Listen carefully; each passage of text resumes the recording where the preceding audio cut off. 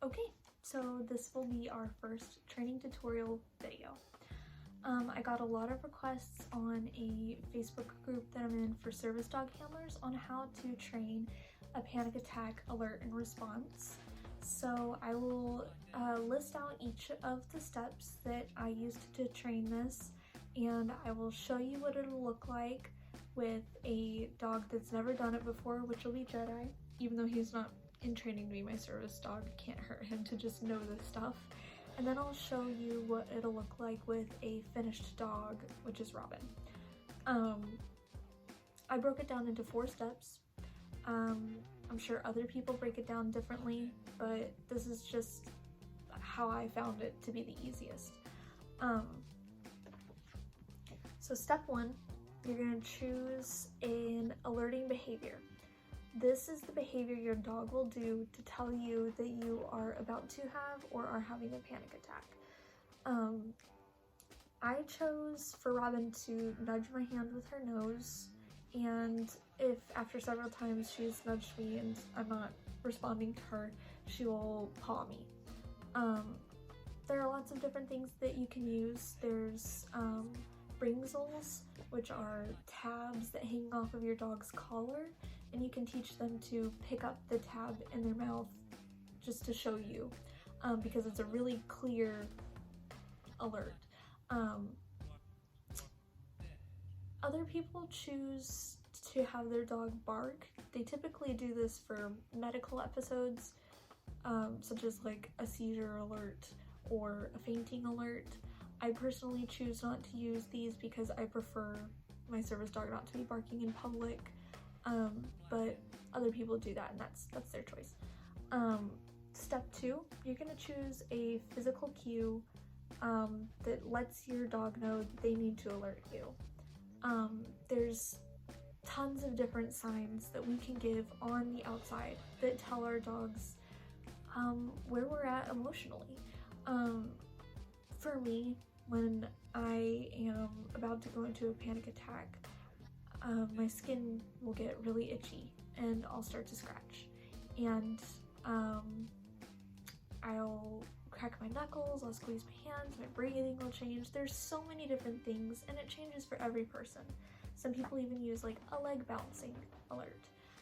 In this video, I'll just be demonstrating with a scratching alert just because there's so many people who also experience this, and that'll be helpful to, I think, the most people. So step 3, once you've chosen your alert behavior and your physical cue, you're going to pair your alerting behavior to your physical cue. So this will just look like, teaching the dog that every time you present the physical cue, that's their time to do the alerting behavior that you taught them. Step 4 is to add in other patterned behaviors. This would be your response portion of this. This is more of an optional part of this, but after Robin has alerted me several times, if I'm not responding to her, she knows to go into deep pressure therapy, where she lays across my lap and applies pressure to me just to kind of lower my heart rate and bring me back to reality, help me calm down a little bit more. There are so many other things you can add to this. Some people have tactile stimulation tasks where their dog will lick their face or lick their hand, or they'll nuzzle their hand with their nose, or some people choose to have their dogs go under their legs instead of on top if they don't like the feeling of being restrained. If it's severe enough, some people even have a task to allow their dog to get them to safety. This is kind of like, I don't want to use the term guide task because we typically use the term guiding task for people who are visually impaired, but this task has the dog lead you to an exit or to your car so that you can be in a space that's safe and away from other people while you're having your episode.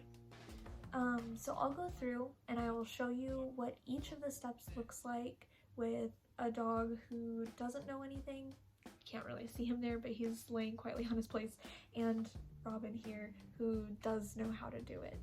And as usual, if you have any questions or comments or anything you're confused about, comment it and I will try to get back to you, and hopefully I can help out.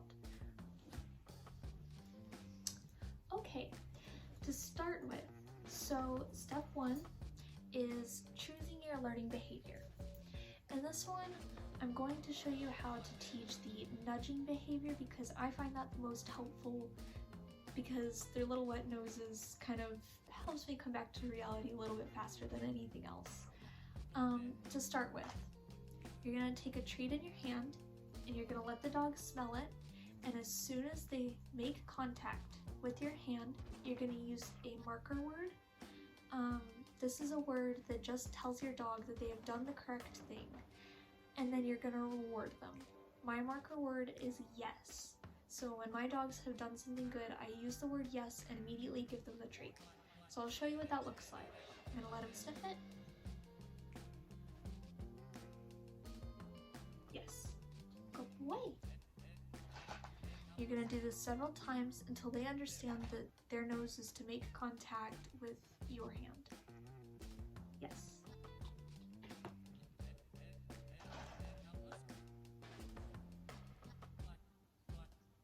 Yes. Good boy. After you've done this several times, now because he hasn't done this, he probably won't be at this stage just yet, but after you've done this several times, you can start to phase out your treat and present your signal. So for me, I use the back of my hand and I'll let him know that I have the treat. He's sitting and downing because those are the drills we've been working on. So I'll present the back of my hand to him, and as soon as his nose makes contact with my hand, I'm going to do the same thing. I'm going to mark it and reward. Yes, good boy.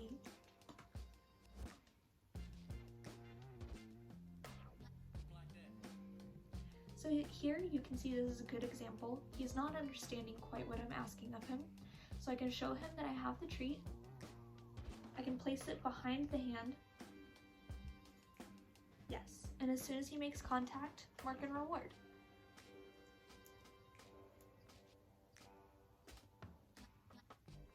Yes, good boy. Alright, so now, once your dog, this would be way too early to do this with him, so we're not going to do that just yet, because I don't want to confuse him. Once you've gotten that down, and your dog understands that when you present your hand like this, that they're to make contact with your hand, you can start adding in your verbal cue. I use the verbal cue touch just because it's easy for me to remember, just because they're literally just touching me with their nose. You can use whatever word you prefer. So you're going to present your hand, and then as they're making contact with your hand, you say the word touch, then you mark and reward. You're going to say the word as they're doing the command to associate that word with the action. Once they understand that, and you've done that several times, you can start moving your verbal cue to the beginning. So you will say touch, and then have them do the action, then mark and reward. So that is pretty much step 1. Step 2 would be picking your physical cue. And in this one, like I said, I'm going to use scratching just because that's a really common one. I think it'll just help the most people, and it's one that I use a lot. So you're only going to want to start the step after your dog has mastered the first step. And what you're going to do is you're going to pretend to do your physical cue, because you're not going to want to be training while you're in the middle of a panic attack. So you're going to do the physical things that you would be doing if you're about to or are having a panic attack. So we're going to pretend to scratch. Robin's about to come get me because she knows. We're going to pretend to scratch, and then we're going to give the cue touch. Yes, good. And then you mark and reward.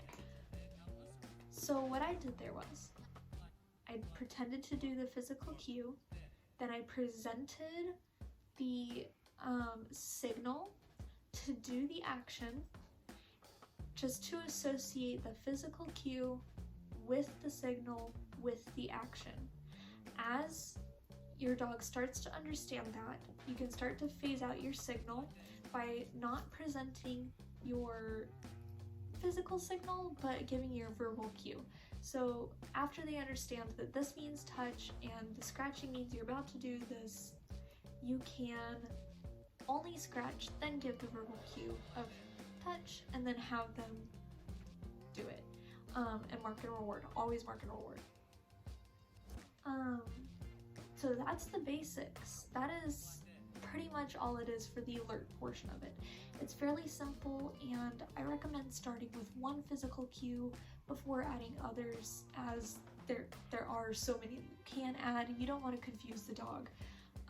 So master one, then master second, and keep adding as you go. Alright, so that's step 3. Step 4 is adding in your other patterned behaviors. I'll make a separate video on how to train deep pressure therapy, but adding your patterned behaviors for your response portion acts almost just the same as your alerting behaviors. So after your dog has alerted several times, make it a variable amount of time, but just enough so that they understand it's after a certain amount of time that they have alerted. Ask them to perform the deep pressure therapy. And as you continuously ask this of them, they're going to start to associate the alerting with the response, and they're going to start automatically responding. So like I said, for the deep pressure therapy or the tactile stimulation, after Robin has alerted me several times and I'm still not responding to her, she will automatically go into deep pressure therapy without me asking, because I have practiced asking her to go into deep pressure therapy so many times after she's already alerted me several times. So yeah, that's the response portion of it. I'm going to pause the video, switch them out, put him on place, and have Robin demonstrate what this would look like with a finished dog. Okay, so Robin has been through all this training. She knows exactly what it looks like. I'm going to demonstrate what it looks like to you guys when you've completed everything. So it's always good to do a refresher, even if your dog already knows everything. So this is good training for us. Jedi's still learning how to stay on his place quietly, so Jedi down. Good boy. Alright. Yes. Good. Now you see that she is very persistent. You can build this up by starting with, once your dog understands to do it the first time, doing it and then not rewarding them, doing it again, and then rewarding them, and then adding the number of times that you will present your physical cue before rewarding them after alerting so many times. And make this a variable. You want to be consistently inconsistent. That's kind of like a phrase in dog training. Be consistently inconsistent. You don't want your dog to learn that, oh, after I've alerted only 3 times, I can stop. You want them to alert as many times as it takes before doing the next behavior that they need to do. So I'll show you guys. I will do it several times, and after several times she's gonna kind of get frustrated with me and paw at me, because that's what she does to try and get my attention a little bit better. Good girl. Alright, that's what it looks like for just the scratching alert. If y'all have any questions, comment. I will get back to you guys and hopefully help out a little bit more. Thanks for watching.